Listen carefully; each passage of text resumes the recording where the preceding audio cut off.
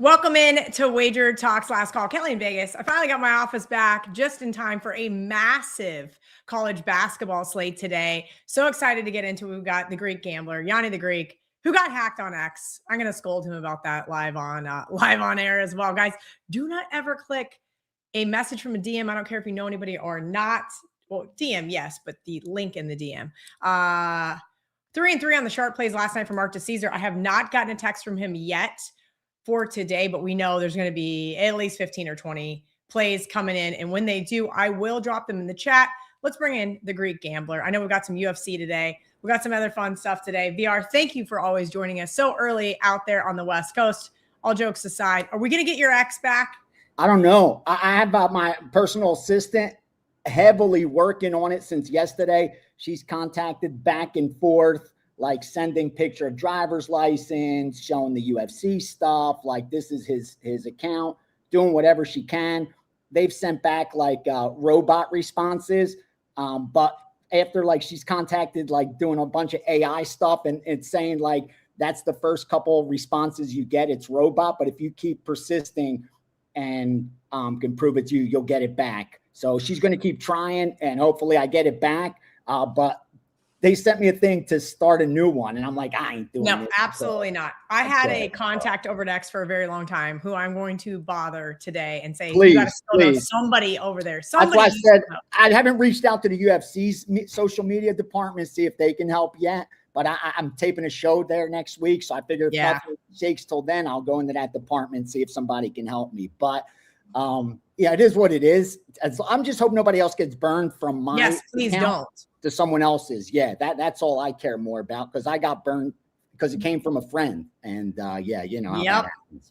Yep, it is unfortunate, but that is how those AI. And it's such a busy day. The only good thing is it's taken away time that I would spend on social media. So like now I'm not checking at all.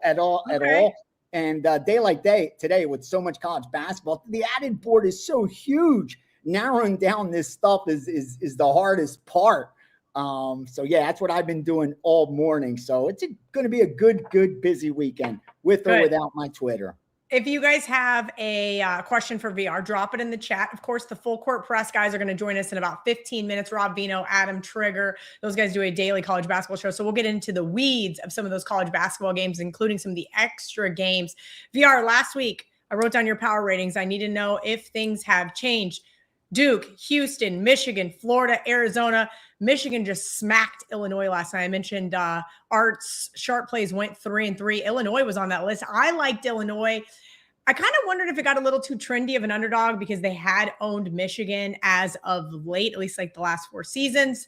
Man, Michigan looks good. Am I overreacting to that one game sample size? Should we be moving them above Houston or Duke? No. Nobody above Duke. Nobody's above Duke. Okay. Duke's 2 points better than everybody else, Kel. Ooh. Duke is literally 2 points better than everyone else. And finally, the AP has gotten that right. And I now agree with them with Arizona behind them because Arizona's had a tougher strength of schedule than Duke, tougher strength of schedule than Houston. The only one that's had a tougher strength of schedule than Arizona is Michigan and Florida. That's why I give Michigan and Florida so much respect. So I have Arizona number 2, and then I'll move Michigan above Houston, Florida above. That's the difference. We're bringing Houston down. We're bringing Houston down. Great defense, number 1 defense, but that's against about the 20th strength of schedule. And it's that offense that's just so far behind. They're barely top 60. And that's going to be a problem when you get the March Madness because you got teams like Duke that's, top 3 in defense. You have Purdue that's, a top 10 defense. Iowa State, Tennessee, Connecticut. Those are all top 5, top 10 defenses, but they have better offensive side of the ball. And that's the problem I'm seeing with Houston, that the offense just isn't getting there. Like all season, I've been waiting for that offensive rating to improve, and it's just not. Like I said, they're barely in the top 60 in efficiency. Okay, let's kind of get into some of this public sharp stuff. I know these guys love to hear it. John Ewing always posts the BetMGM splits. So I always find those really interesting. Of course, the number one play from tickets and money is that Duke team today. Are you seeing the same thing on your side of the computer screen? No, wow, that Duke is the most one-sided. Yeah, the most bet tickets and money. No, I see a lot of volume on that game, Kel, but that's not what I'm seeing. In fact, I'm seeing the opposite. I'm seeing Virginia getting bet. I'm seeing Virginia even on teasers, like getting them up to 15 or whatever. So I'm not getting that. Again, it's not like totally one-sided Virginia, but this is a spot where you would expect to see the number one team in the country getting the money, and it's just not the case. And I think that's why you're not seeing like any kind of huge line movement. It was sitting at like 9.5, 10 this morning, still around there. I mean, even 9.5s are juiced. So it's kind of like 10s. Not huge line movement. But yeah, I'm getting a little more Virginia. And I think like even the line reflects that a little bit because the opener was like 10.5. So yeah, and maybe their shop is getting that Duke money. Wow, that's interesting. I haven't bet that game myself. My power rating made Duke, Kel, a 12. Wow. And it's the line move towards Virginia that's kept me off it. Otherwise, I'd be looking the fire on Duke. But there's more than enough like great spots with better EV, I thought, than Duke at minus 9.5. So I just passed on that. I will say I just got a text from Art to Caesar, and I am trying to put in some of these plays right now. I forwarded it to you. That was the sound going off in the background there. So you've got it as well. And they did play Virginia plus 10. So Virginia plus 10 was bet. Yeah, I find that very, very interesting as well. There is a myriad of games, guys. We're going to finish up with VR. I'm going to drop them in the chat. We're going to go over some things with the full court press guys here in a minute. But I wanted to see what else, VR, you're seeing one-sided action on your side of the screen. Again, you know, VR's got his books that he's able to look into. I'm bringing stuff from the Westgate Superbook. I mentioned John Ewing. He's over at BetMGM. So each shop is independent. And I know a lot of people are not going to agree with that, but it's true, right? And a lot of them, right, if we've got a Vegas book, right, Superbook is only in Vegas. They are taking sharp action and they are taking tourist action. Probably a little bit of local guys, right? But I would consider that to be a little bit of sharp action as well. Yep. VR, how do you differentiate between a book like that versus we'll call it a national book, a BetMGM, a DraftKings, a FanDuel, where they're getting this kind of information amongst multiple states? Great question. I'm going to respect Westgate, and that's why I have them on my odds logic screen up near the top, because they have an opinion. It's one of the rare books in 2026, as sad as it sounds, that has their own opinion on different markets. And in that case, I'm going to pay attention, because if they're shading a line, I'm trying to figure out, why are they off market? What's the reason? Is it sharp? Is it a crap player that just wanted to bet 200,000 on his alma mater? Like, what am I seeing? Why are they off market? So I'm going to pay attention to Westgate's Superbook adjustment more than I would MGM, Caesars, DraftKings, where I know they're pushing away sharp action, and their line moves a lot of times are going to be shaded towards public sides. And that's why if you like a dog, you tend to get more value in those, what we call square shops, because they'll shade that bias towards what their bettors like. And they like favorites. They like the overs. And guys like me would go in and find some value on some unders and some dogs. But it's so hard to bet into those places that it's just not, really possible. So I'll look at Westgate and I'll pay attention when they shade and exactly try to conclude why. Like, I love when I see, Kel, Westgate off market, and then like my sharp book that I really respect off market also, like even a half a point. If them two are half a point off everyone else, it matters to me. It matters. Like, kind of like back in the day with Pinnacle, it mattered if they were even a half point off because of who they were booking. So yeah, pay attention to Westgate, especially when it comes to MMA. I know they book sharp guys in MMA. I know they did so in college football and NFL as well. And I'm sure they got their college basketball sharps also. All right, VR. Really quickly, as I look through some of this art stuff, let everybody know what's going on over in the steam room today. We have a bunch of new insiders. Guys, if you want to join WagerTalk Insiders, WT.buzz/insiders, $2.99 a month. Today, the steam room is for insiders and premium subscribers. Is that correct? Yep. Subscribers and insiders only today. So it's not going to be the huge room with a couple thousand people, which isn't a bad thing. So that way, a lot more intimate, meaning they could ask a lot more questions. And this is what we do, Kel. We go over the last 7 days. Fortunately, we've been profitable, up about 12 units. We'll go over year to date, profitable, up around 70 units. And we'll talk about how we got there and the risk management to ensure that anyone that's partnered with me is also profitable, because I have one goal. When December 31st rolls around, to be one of the few people on the planet that could say we turned in a winning 2026. But it doesn't do me any good if my subscribers can't say the same. That's why the steam room's there, so that I can help guide them to profit, to where I'm up 70 units for 2026. There's no one that's joined with me since January 1st that should not be up. That's what we need to address. So if you're not up, there's nothing to be shy about. I'm there to answer questions and help get you on track so that you can be up with us. We'll get a lot of live information that comes in. As you can see, I've bet already probably 20, 25 plus college basketball bets.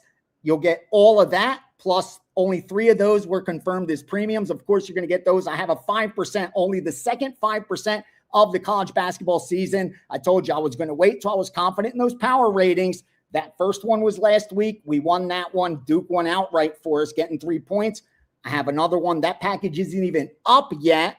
That'll be up within probably like an hour before the steam room. And then, like I said, we'll go over as many games as possible, all the different markets. There's UFC as well today. There's soccer that's in your steam sheet. Like, there's so many different sports, and I'll be in there to cover it all with subscribers. So make sure you're there 1 p.m. Eastern each and every Saturday as we move forward.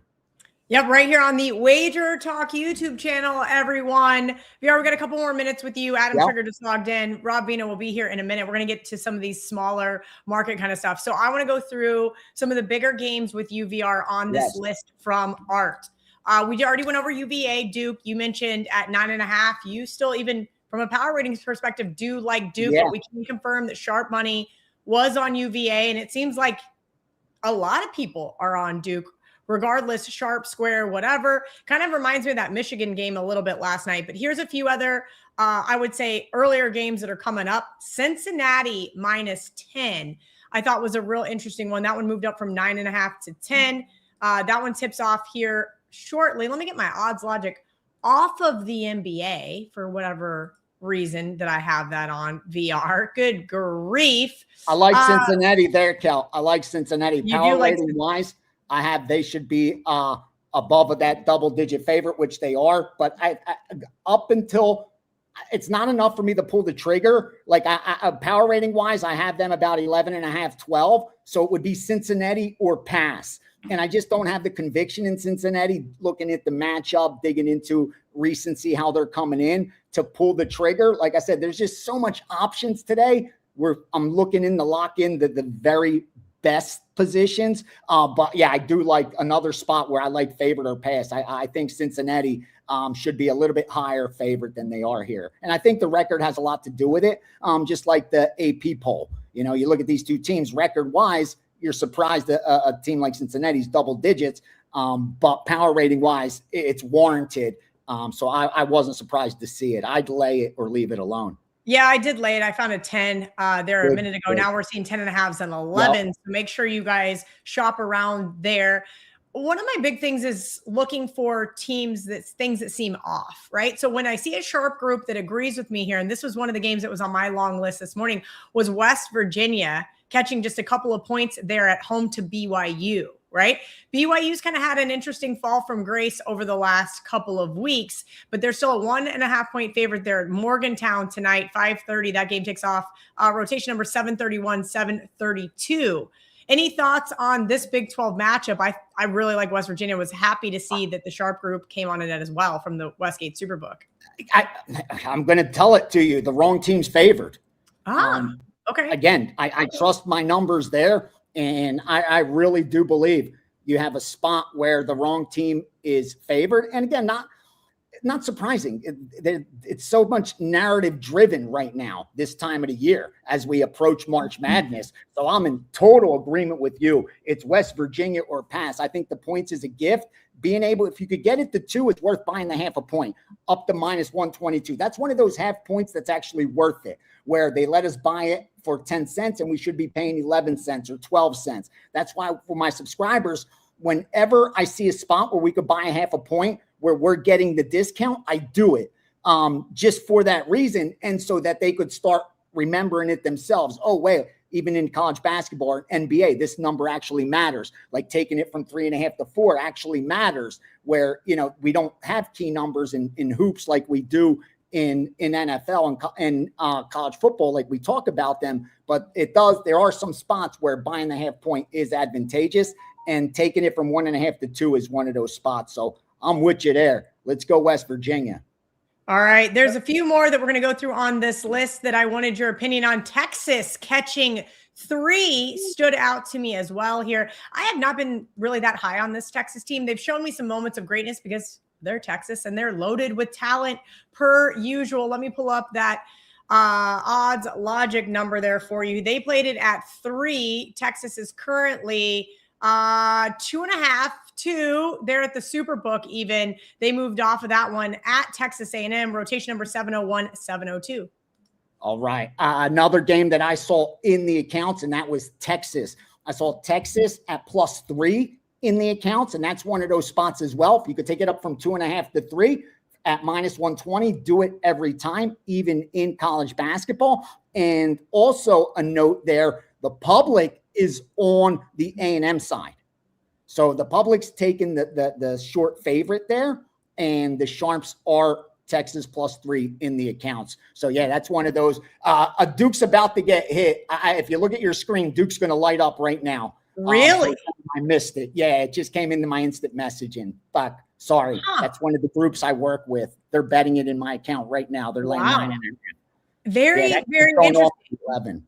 See, guys, this is what we see live. This is how this works. That's how the steam room right now. My guys would be getting that, and if you like Duke, you had your screen open, you'd be able to get down at 9.5, and you'd look up, and it'd be 11 probably within the next minute and a half. All right, VR, we relaunched Sportsmemo. It is now any expert, any play, just $7 over at Sportsmemo. Oh, I'm firing today then. I'm firing today. Good. That's why I wanted to ask. What do you got going on over at Sportsmemo today? Yeah, I'm giving out a 4% at WagerTalk, so it'll be a college football best bet. That'll be over there for only $7. I have my UFC package up. I have the Steam sheet up, which has soccer, MMA, NBA, college basketball, NHL, and yesterday even had college baseball that I think went 2-0. And also, like I said, the 5%'s coming in college basketball. Subscribers, don't email support asking where's that 5%. When confirmed, when I think it's time to fire, we will fire, or maybe we won't. You'll know when it's out there. Package will be up as well. Big Saturday, Steam Rooms at 1 p.m. Eastern. Let's do some damage. And again, real quick, let everybody else know what's going on with that as well. There's a blackjack course that if you get the year, you partner for the year. That's the way to go. Number one, your ROI is going to be the highest because your overhead's the lowest. And as a business, that's what you want to have. That's what I've been urging everyone to do. Like, partner up for the year. You're going to get it the cheapest. You don't have to guess when to jump in and jump out. And more importantly, you get the Steam Room each and every single week, and you get everything plus the blackjack course, which honestly, like, I did it for a dime for $1,000. And that same course I took with less for $5,000. It cost me probably 7-8 years ago that I took a course like that with an advanced group to see what was I missing. And I wasn't missing too much. With all that said, you get that course. And even if you're not going to want to be an advanced blackjack player, I promise you, so much carries over in the sports betting because the edges are pretty much the same. So the bet sizing and all of that translates so well. And you get that for free just for signing up for the year. And it's discounted right now. So again, we're having a good year. We're ahead of schedule. We're trying to get the 400 units. That's when we've doubled our bankroll for the year. And then we reassess. So far, so good. We're about 70. So we're almost a quarter of the way there. a month ahead of schedule. So we're going to keep grinding. All right. Thank you, VR. Thank you, Kel. I'm not going to plug your ex right now, but thank you. Let us know when you're back, and I'll send thanks for letting everybody know. I appreciate it. Please do not ever. I don't care if it's me sending you some fake. I don't want to know what kind of DM. Never click the link. Never click the link. Hey, I mean, we're clicking a link. We're taking that risk. Then everybody's taking that risk. That's too funny. I can't. All right, VR. We will see you soon next week here on Last Call. You guys can also catch him on WagerTalk today, almost every single day here on the WagerTalk YouTube channel. Have a great time in the steam room. Let's bring in the guys from Full Court Press. We've got Adam Trigger, Rob Veno. Adam, I think is in Gainesville. Are you in Gainesville? Where are you now? I'm getting close. I'm going to be in D-Land in a few after this show. Okay. Going to Stetson, and then I'm going to Gainesville tonight. And they're pretty close, so I'll have some time to kill between games. We'll probably just go watch games. That's all I do, Cal. And then I try to come on here and make sense of it. Okay, I love that. Rob Veno, welcome in to the show. Let's get into a lot of this stuff, guys. We've got a ton of questions here, and I've got the laundry list of games from Art to Caesar over at the Westgate Superbook that I will drop. We got $10 from somebody. Garth wants to know rotation number 769, 770. Trig and Rob already know where I'm going. But UMKC team total under 71.5, played it 2 weeks ago and only scored 60, 8-2 run on the Full Court Press. Thank you, Garth. And by the way, if you guys didn't know, all of your donations go to different charities. The last one went to one of my favorite charities out there in Las Vegas called Opportunity Village. So shout out to all of you guys for donating your time as well as your money. Who wants to take this one? Rob, I'll let you go because you're I'll go quick because we just guy. And Garth was just on the show a couple of days ago with this same exact play, and it did hit UMKC under. Obviously, it's been a disaster under Marvin Menzies all season long. UMKC, as he pointed out, has been under the total 8 of last 10. There's no real upward direction for this team offensively or defensively at this point, so I won't disagree with it. The way I responded to him in playing UMKC under the total the other day, I believe, was, it just looks like a team, Kelly, that's thrown in the towel, thrown in the white flag. So it's very hard to do anything but fade them. Again, the numbers are the numbers. They speak for themselves, and the team's been in disarray all season long. So he hit it the other night. It makes good sense. I can't argue him off of it today. All right, let's get into some more of these questions. We're just going to go rapid fire. Let's find a hole in the wall game. That's what we're going to call Triggs games. Extra board, if you will, or at least extra board adjacent. That makes it me feel like I have to look. Like some of these on Art's list that I'm plugging in right now before I give to everybody else because I'm selfish like that.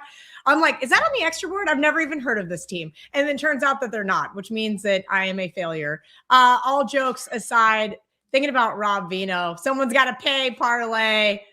Oh, love it, love it, love it. All right, let's see what else we got here. I'm going through all. You guys have been very chatty today. I need to start starring some of these. Drop me a rotation number on the odds logic screen if you guys have it, and we will definitely get to your questions. Maybe our producer Louie can help me out and find some of these questions. If you want to get it rolling with an extra board play, okay, let's do it. I'll go ahead and give a client play out and just lock my parlay leg in. Let's just get it going right off the bat. Extra board, America East Conference. I've had a kind of a good run in this league, and this is a league that's up in my neck of the woods, a lot of the Northeast, so it's one I follow quite close on a year in and year out basis. I am going to play the UMBC Retrievers. Sorry, I was looking at Boston U a second ago. They're the UMBC Retrievers on the money line, minus 125. It is a 4% play for me. And it'll go back to, Rob and I have covered this league a ton on our show this year. I said UMBC was the best team in this league before the season started. A lot of people still like Vermont. And with a win today, they would wrap up the league outright. They're probably going to win the league outright anyway. They have a 2-game lead on Vermont with 2 games to play. But a win here, they still have to hold off NJIT as well. So a win here or a win in one of their next 2 games would wrap up the league, which is important, Kel, because this is one of there's only 3 tournaments left in the country that still play a campus site tournament, meaning the higher seed hosts throughout the conference tournament. So getting that 1 seed is imperative because it means you host a championship game. And UMBC, I don't believe, even when they had that crazy year where they were the 16 seed and knocked off Virginia, becoming the first 16 seed to ever do so, I don't think they hosted the championship game that year. I don't know if they were the one. I'm going off memory. But the point is, Vermont wins this league every single year for the most part. Last year, you had that really, really good Bryant team with Phil Martelli Jr., who's now at VCU. So just a massive opportunity here for UMBC. As far as the game handicap is concerned, listen, Lowell took a big step back last year to this year. UMass Lowell was a team in this league that was very good for a few years, up near the top, threatening to win the league. Big step back this year, big gulf in athleticism in this game. And I just you look at the first meeting, 79-56 UMBC. Yes, it's at Lowell here. I just don't see how Lowell defends them at all. And UMBC, the last couple times out, has really started to sort of dig in on the defensive end, something that they didn't do at all early in the season. With the league on the line and the chance to win the league, and you only need them to win the game, they're playing a far inferior team here. I took the UMBC Retrievers. Got to get my dogs right, Kelly. -125 on the money line. Always got to get the dogs right there, Trig. Let's go into some of these questions now that I'm ready to go. 551, 552. Why is Central Arkansas only -1.5 at home to Queens? Rob Veno seems trappy. I went off about this Queens team the other day because Randy from the Westgate Superbook told me right before Phil and Kelly and Murray said, oh, take Queens -2. And then they got blown out at home. And I know you guys have talked about this Queens team ad nauseum on Full Court Press. Is this a trap spot here for Central Arkansas? Possibly, Kel, but again, I don't look at it from side perspective. I look at it from total perspective. So for me, the Central Arkansas Queens game was a look earlier this morning at possibly playing over the total in this one. I still think, although it won't make a client list, I still believe that this is probably the right way to go in this particular game. Queens, a little better at home offensively than on the road, but still you've got 2 teams that are going to play with pace. It'd be impossible to play this thing under the number. Central Arkansas, even in this season, where they're not necessarily the offensive force that they've been in the past, they're still constantly putting up points. We see some side movement towards the Queens side here. So as far as the comment about it being a trap is concerned, money didn't think so. But I wouldn't, for me, it's not really a play where I would be interested in side. I'd be much more interested in total here, which as we look is about 164 in that range where this has the capabilities to be 166 plus. Not a ton of wiggle room, but it's the way I'd look. All right, guys, if you have a question for the Full Court Press, guys, drop them here in the chat. We've got some of these. There we go. $2 from RH7343. St. Joe's, Rhode Island. I would love a rotation number, but I've got my odds logic screen back open, and now I'm back in my office. So it makes it lots easier for me if I could spell St. Joseph. That would also help the cause. Rotation number 611, 612. This one starts right here at noon Eastern. Trig.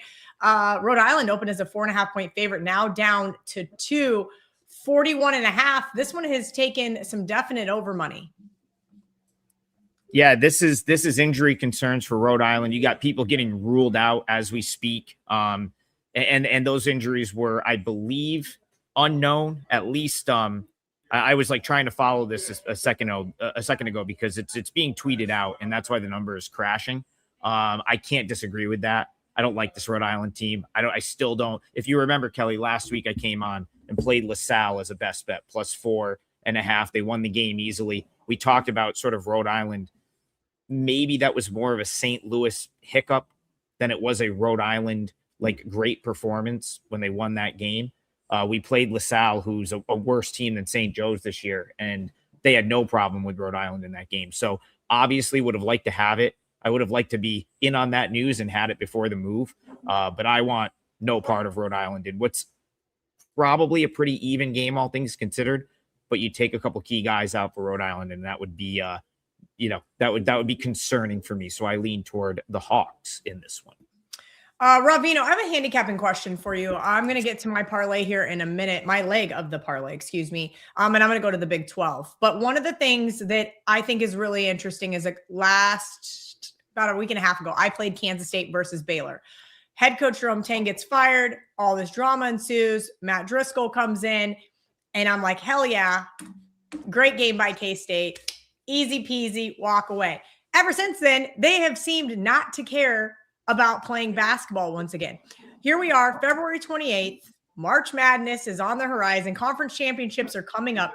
How do we start to sift through these teams that, albeit might have quit on their season? How do you start to look at, do you just have a list of like, you know what, these teams we can fade, but we are not putting our hard-earned money on, aka we could bet against. They did cover against Colorado, I thought was really interesting, by the hook. So it's not like they're being undervalued by any means in the quitting. If they are quitting, allegedly, we'll leave it at that. I don't want a bunch of K-State fans being mad at me. How do we kind of start to, again, sift through some of these teams and say, all right, these are just teams I want no part of, or these are teams that want to play hard, or even as we get into conference championships, they don't care about winning the ACC or Big 12. They already have their sights on March. Yeah, very situational, Kelly. For teams that have, if you wanted to, and I always hate to use the word quit, and I dance around it by saying wave the white flag or whatever. It's the same thing. But even with those teams, there's always the random senior night at home where those teams will show up for one last cause. And then the one last cause beyond that, if they're a qualifier, is their conference tournament. So for a lot of those teams that are bottom of the barrel that can't make their way up the standings, the K-State example is a little bit situational because it involves a head coach firing and maybe the team learning, and perhaps Matt Driscoll installing some new stuff or trying to instill a new attitude, whatever. And it might take a little bit of time to get everybody on board or get cohesive with that.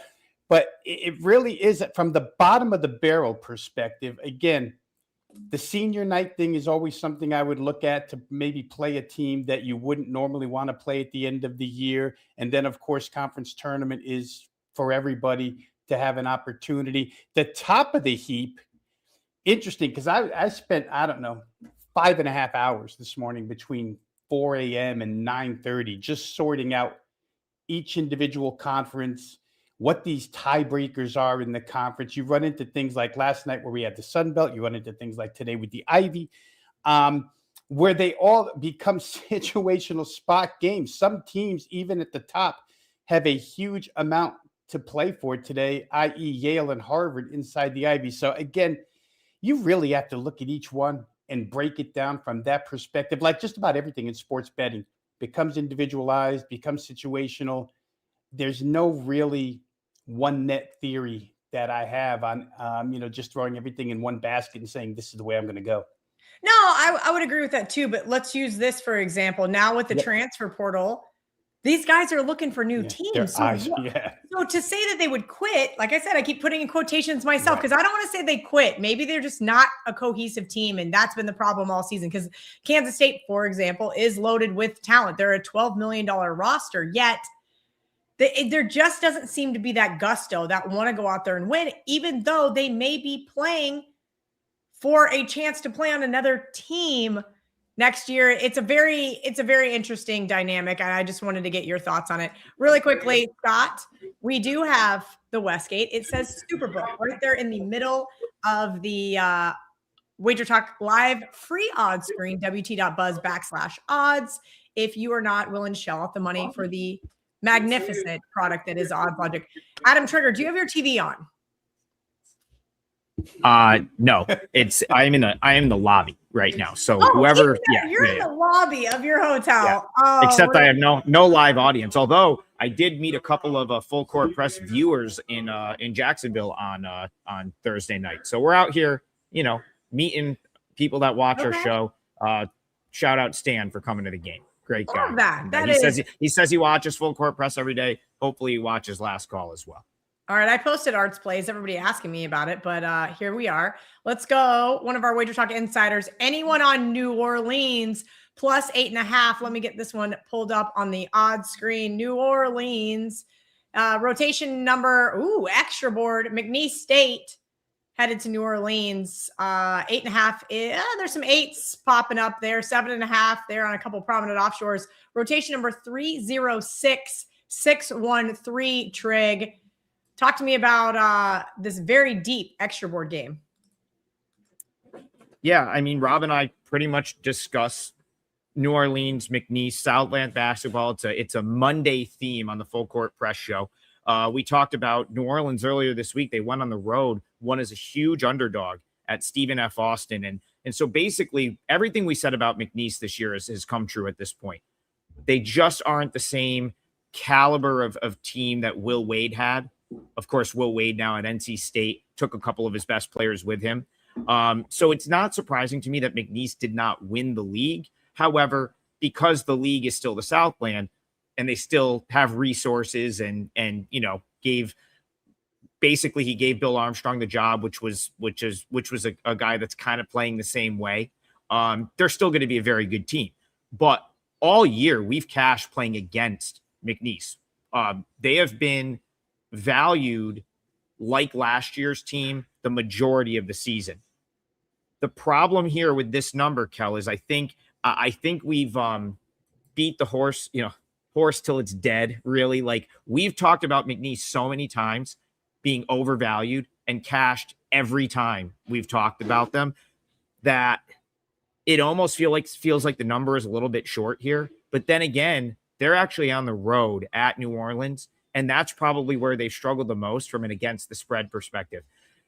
Few weeks ago, this spread would have been on the other side of 10, and that would have been like a real spot to attack. But even at like 8.5, I just don't think I would want to lay the points with McNeese on the road. That being said, New Orleans, who's been like a giant killer this year, they just came off a huge upset. And, this is a league. They are going to they'll go to a conference tournament. They'll play at neutral sites. New Orleans can still play. I guess they do kind of need a win because they can still play their way to a 3, but they've got Corpus Christi and Nichols right on their tail. So even though I don't think you're really getting the line value that you would have got a couple weeks ago to fade McNeese, New Orleans has been good as an underdog, and it is a spot where they should be engaged. So I say a tentative lean toward New Orleans, like the setup for them. Just don't know that you're getting as much value as you maybe should be at this point in the season. All right, I'm going to the Big 12 for my leg of the parlay. We're going to lay 9.5 here with Iowa State. I know it seems a little bit steep versus this Red Raiders team that has a really prolific offense, but I'm excited to see what this Iowa State defense can do in Ames. As you know, they're completely dominant there. Yes, they've lost a few road games there in the Big 12, but TJ has this team ready to go. This is eerily reminiscent of when I laid a massive amount of points with them in Ames just a few, not even 2 weeks ago, exactly to the date, versus Kansas, and they just throttled that KU team at home. I expect more of the same here from the Cyclones, minus 9.5 over Texas Tech, the most experienced team in the Big 12. Yes, I have a little bit of bias towards them because I have a 30-1 ticket for them to win the whole thing. All right, let's get into some more of these questions. Rob Veno, before we get to your leg of the parlay, we got 20 minutes left of the show. Right here, San Diego State, New Mexico. If you guys saw Art's list, San Diego State was a play, so make note of that as well. Sharp action from a respected group. Doesn't mean they aren't going to come back on the other side. Veno, 647, 648. San Diego State down to a pick 'em at the Westgate Superbook. 1.5 still available pretty much everywhere else, though.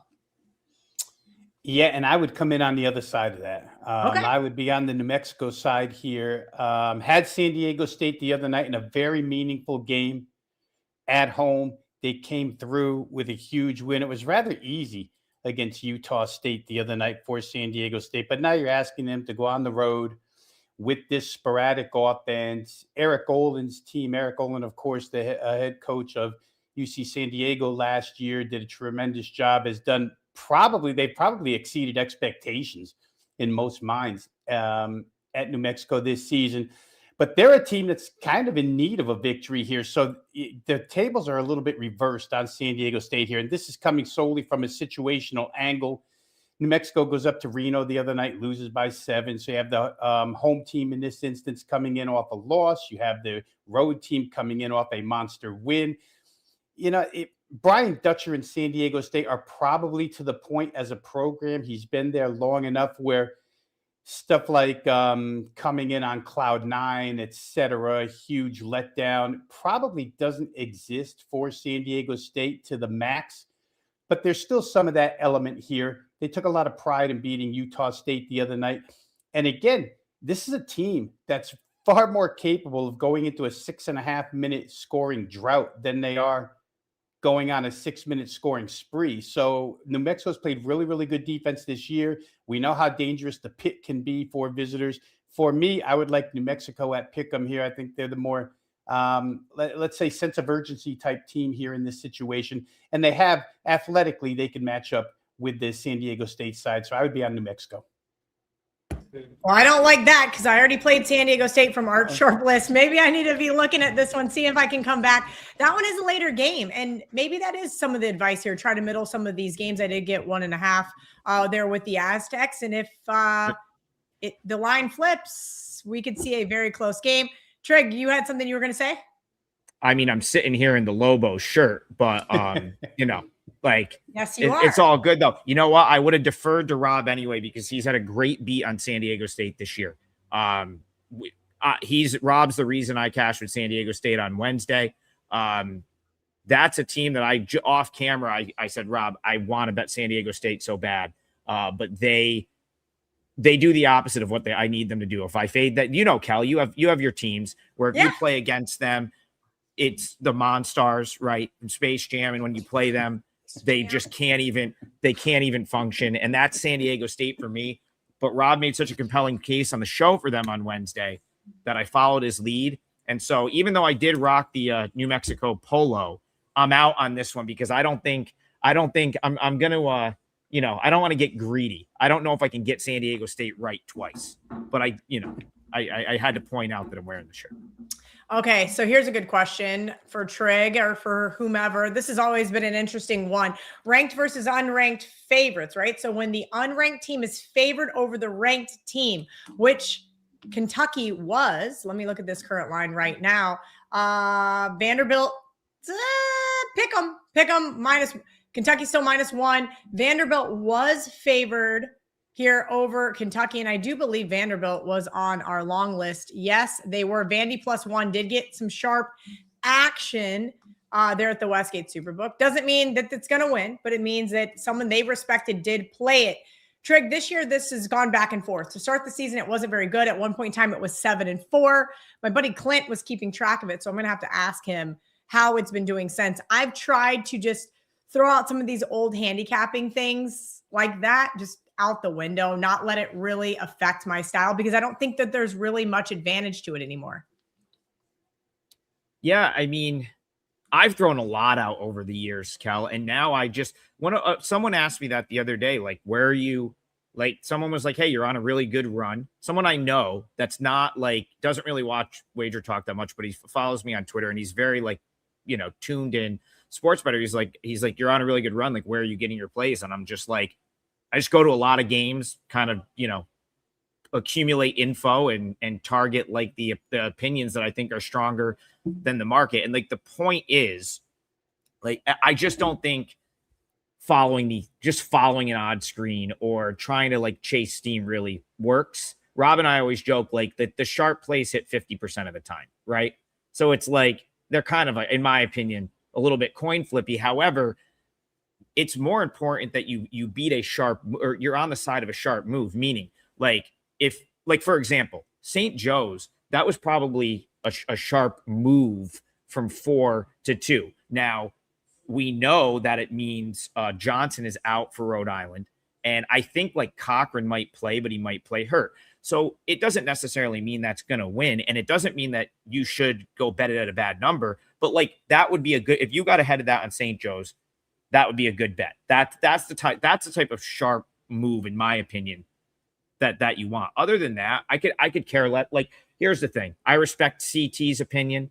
Our buddy CT bets. He likes Kentucky today. Now, me, I look at this and say, man, I've got to bump Vandy back up because I really like Duke Miles, and I think they missed him quite a bit. And now Duke Miles has been back for 2 games, and he's playing 20 minutes per game.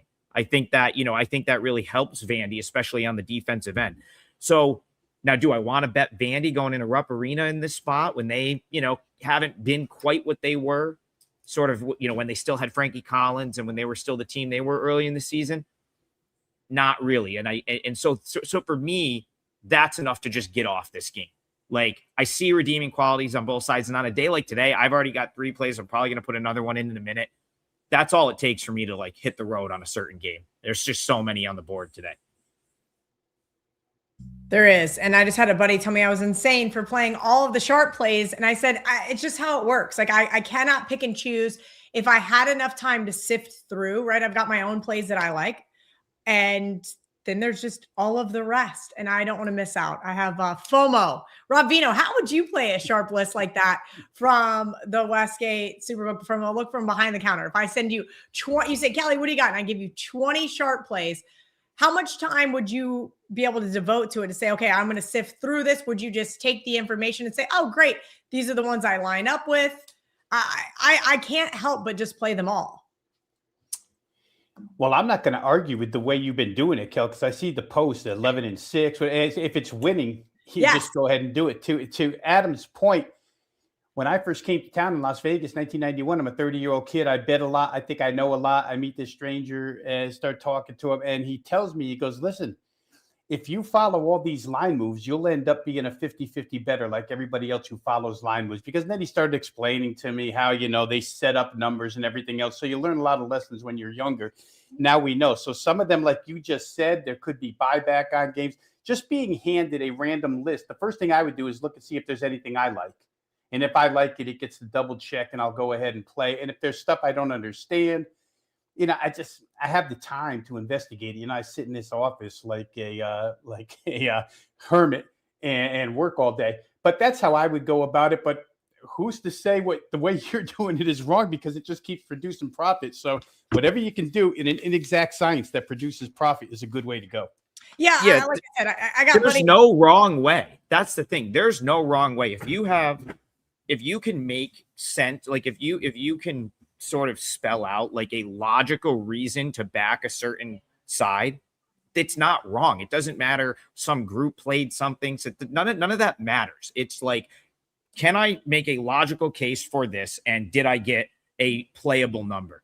That's the only thing that matters. St. Joe's, you can make a very logical case. But at 2, then you start to get into the territory of like, well, I could have had 4.5, and now do I want to put myself in the position to lose when the sharp bet, if you will, would have won? St. Joe's the right side in that game. I keep using that as an example because it got asked as a question, but like that is the perfect example of that's a really good bet. If you could have got that at 4.5, that's a really good bet. I'm not saying that like you're wrong if you like play it at 2 and you hit, but just understand that that's not the same bet. Well, and at some point in time, you're going to get middle. Probably. Absolutely. And VR says it all the time, whether it's on Bet On It or on here. Do you want to be a bettor who gets the best of the number? Or do you want to be the product of good luck? Right. And eventually, if you're not getting the best of the number, you're going to need some luck on your side. There was, I think last week, 1 or 2 pushes. There were 2 losses that I had on Saturday that the sharp groups actually won. Right. There's a point where my buddy Sean in the comments said the other day when we went 11-6, he went 10-3. He goes, why these 3 move too much? So he kept himself off 3 losers. I would have loved to have been 10-3 on Thursday. So you got to kind of put in your parameters and decide what's best for you. Let's answer a couple more of these questions. Actually, let's have Rob Veno. Well, here we go. 805-806 Gonzaga St. Mary's. Just wondering what they make of the short number for the Gales. I think a team that has second weekend potential. Now, I will say this. If you guys saw the sharp list from the Westgate Superbook, St. Mary's +3 was a play. Somebody asked me about Gonzaga the other night, and I said, it's a steep number. I think they were laying 27.5. I said, that's a steep number. Didn't matter. Blowout city. time to talk. Okay, I don't know. let's Is it go. yours? Is it Rick? I was kind of letting see who wanted to take. Well, you said Rob, so I was giving it to Rob. Yeah, and I think she wants me to get to my parlay leg too, so I'll do that really quick after this. Kel, I'm just going to backtrack for half a second here to something you said earlier about your throwing things out nowadays that we used to use as common theory, general concepts in sports handicapping, and I couldn't agree more. And I think the reason why I've done so as well, Trigg said he's done so, is because the odds makers are so tuned into building all this stuff into the line. You think you're smart because you know there's an injury on the side, and you don't realize they've already got that and then some calculated in there for it. It seems to be situational stuff. And you work a lot with Marco, who loves his sandwich spots. Those types of plays, odds makers seem to build a little more into those numbers nowadays because they know which way the line is coming to the counter. So interesting that we have to still go ahead and evolve as handicappers here as time goes on. With this game really quick, I would say at +3, I would have liked the St. Mary's side here. They do have the ability to slow Graham Ike down a little bit, which is huge when you're playing Gonzaga. St. Mary's always gives them difficulties here in this gym. I know for the most part, Gonzaga's had their number over the years, but St. Mary's has risen up over the past few years and gotten themselves some wins, and they are a quality basketball team here. So, WCC needs a couple entrants into the big dance. So I would be on the St. Mary's side here. I see a movement in the total too, a little bit upward. I'll have to look into that a little bit. It's a late game, 10:30 tonight, but I'll get to the parlay leg here so we can get on to other stuff. And I'll go to the Big Sky today. And I just talked about injury information and how it's built into the number. And maybe not. When I looked at this game, I'm thinking maybe not so much. For Idaho, a team that's been a pretty good moneymaker where overs are concerned. They left me at the doorstep the other night. I had their team total over 78.5. They only got to 78. They were without their starting point guard, Colton Mitchell, who means a ton to this team. Number 1 in assists and steals, number 1 in field goals attempted, number 1 in 3-point field goals attempted, number 1 in free throws attempted, number 2 in minutes played, etc. Number 3 in points per game. You get the idea. He's the floor general. He does a lot for this team. Idaho's very lucky that they have 2 good point guards. Baco Johnson came in and played point guard the other night, senior ball handler. So they didn't lose a ton. They still scored 78 points. Here they're going to play Northern Colorado. First time around, this game was 91-83. Northern Colorado, the winner.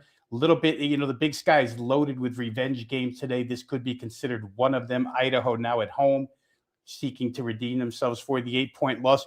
But I'm on the Northern Colorado team total here, guys. 76.5 for a team that has just racked up points over the course of the last 6 weeks. They play a lot of offense, very little defense. Went to Eastern Washington the other night, lose by 10 in a very important game, 82-72. But Eastern Washington will pace themselves. They'll pace themselves offensively, and Idaho won't. These are 2 of the 3 fastest tempo teams in the league. So we're going to get our opportunities. Idaho without Mitchell on the floor, I think is a little less defensive minded because, again, he leads this team in steals. 76.5 look like a very short number for a Northern Colorado team that's going to get involved in what I think will be a 94-foot game up and down.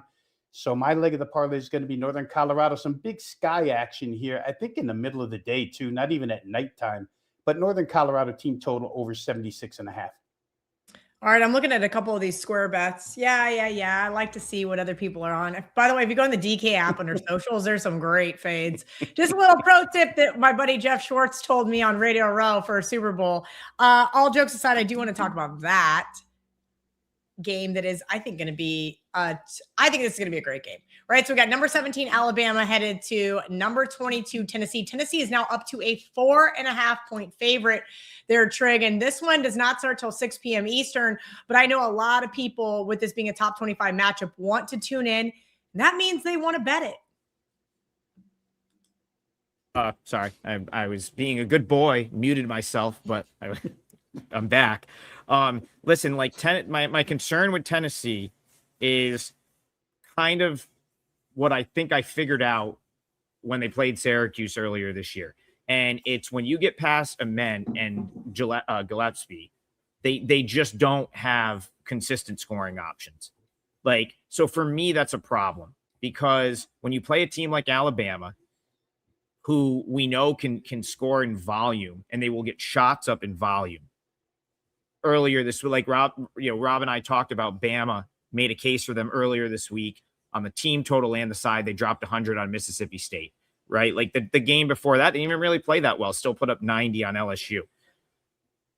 That's where, like, I have a hard time backing Tennessee. Now you can say, well, Trig, Tennessee won in Tuscaloosa earlier this year, but that was like if I remember correctly, that was a difficult spot for Bama. They had someone out, and they went 6 for 26 from 3. So it was Bama, Nate Oates is the rim 3 guy that everyone has tried to copy, right? They're either going to get to the rim or they're going to try to get a 3-point shot. And yes, there will be a game or two where they go 6 for 26 from 3 and they lose, because the thing is still Tennessee is still a very good basketball team. Tennessee out-rebounded them in that game. Tennessee can dig in on defensive end and make life tough for you. But in this scenario, with Alabama having that game, having experienced that game, obviously they go into Knoxville and they lose at home to Tennessee in a game they probably felt like they should win. If they make a couple of adjustments, like I don't know that Tennessee can keep up with them. Because again, I'll just go back to the point, like once you get outside of Gillespie and Nate Ament, Tennessee has no consistent scoring options. And so for me, I would rather have the Tide under those circumstances than hope that Tennessee can generate enough offense from like 3 to 6 to win and cover against Alabama. All right, Trig, really quickly recap our parlay, and then I've got one more question for Rob Veno. Maybe we got time for 2. What were the lines that you guys had on your games? I laid 9.5 with Iowa State. It's now 10.5. So we'll call it 10. We'll call it 10, and we'll put -120 juice on it. That's fine. Well, let me look at the odds logic screen. Okay, maybe there are still plenty of 10s available. Go find one, Kel. Go find a 9.5. I will find me 10 at Circa. Okay. And 10 at a couple prominent offshores, and there is some 10 -115, but 10. Yeah. So what? 10 -115. 10 -115 at Circa. That's good. So what Rob and I do is I typically just add in like an extra 10 cents juice because I know, it's a parlay. So it's like, we're going to get plus money anyway. So just make sure you're getting yourself Iowa State -10. I've got UMBC on the money line. It for clients, it's a 4% play for me. That's Maryland, Baltimore County. Some places spell it out. So if you don't have your rotation number up, that's on the extra board. UMBC on the money line. We'll call it -130. Again, that should be just put the money, -125 is what we got locked in for clients. It may be a little bit different at this point. Rob, what was the total that you're seeing for Northern Colorado? Yeah, over 76.5, Adam. All right. So what we'll do, and I'll calculate this, we'll go UMBC. I'll put in as -130, Iowa State -10, -115. And then Northern Colorado over 76.5. I'll just go -120 because some sites will juice up the team totals. And that will be what we will grade the odds of the parlay at. Now, obviously, shop around. If you can get better numbers than that, which you probably can, especially if you have your odds logic screen up, which is Kel, I'm a brand loyal guy, and I don't like endorse things very often. I do love Nike. A lot of my clothes. I love when I get to a school and they have Nike gear. Watch out. I'm definitely going to the team store. Odds Logic's the best screen I've used. I've used them all. It is my favorite one by far. I can't say enough good things about Odds Logic. So, and I don't get paid to say that. I'm just saying that. I know we do I give you a free odds screen? Because I get it for free. I get for Odds Logic. I get Odds Logic for free, and I'm now working it off by promoting it here. But no, I'm serious. I love it. It's great. I just dropped my link in the chat. You guys can get a free week of Odds Logic, oddslogic.com/Kelly in Vegas. We've got 45 seconds left. Veno, I'm going to let you have the floor to talk about any game that you want to talk about as far as a free play, 4% or higher over at WagerTalk.com. Do you have anything over on Sportsmemo where every play is just $7? We do have 2 plays up and available right now, Kel. I'll tack on during the day, but let me just take what's left of the time here just to promote myself and Adam Monday through Friday, full court press. For those of you, this is college basketball time. Tomorrow's March, 10 a.m. to 11 a.m. We start with one game. That's a featured game. And then we open it up to you guys. If you want to talk about a game, we'll break it down and analyze it for you, at least our thoughts on the game.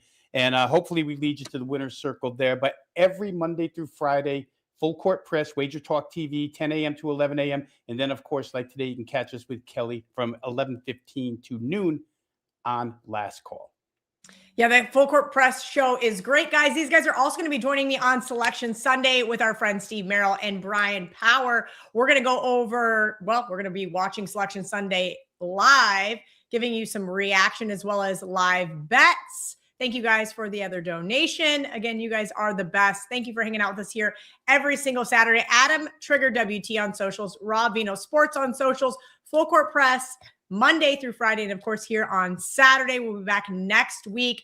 Both of these guys have been absolutely fantastic. Yes.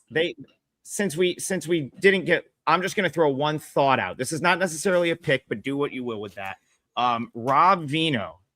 And now you guys know why Puck Time never starts on time. Because give a second for Rob Veno's New Haven Chargers in their first year in Division I could finish the regular season with a 500 record if they win today. Now they are not eligible for the NEC conference tournament or obviously for the NCAA tournament. They're not even allowed to play in the conference tournament in their first year transitioning to D1.